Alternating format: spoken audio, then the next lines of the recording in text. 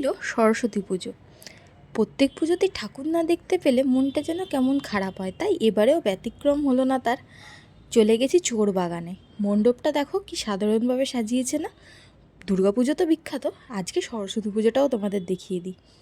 দেখো ঠাকুরের মুখটা এত মিষ্টি, আমার তো এবছরের এটা সেরা ঠাকুর লেগেছে। বেশ বাচ্চা বাচ্চা মুখ। তারপরে চলে গেছিলাম পেট পুজো করতে ভূতের রাজা দিলবরে। আমি প্রথমবার এখানে এসেছি। দেখো ভেতরের অ্যাম্বিয়েন্সটা কি সুন্দর না, বেশ রাজা মহারাজাদের মতন ব্যাপার স্যাপার।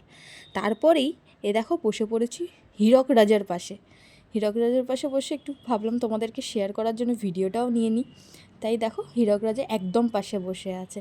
তারপরেই চলে এলো খাবার। প্রথমে আমরা অর্ডার করেছিলাম ফিশ ফ্রাই, আর তারপরে দেখো বাসন্তী পোলাও আর চিকেন ডাক বাংলো।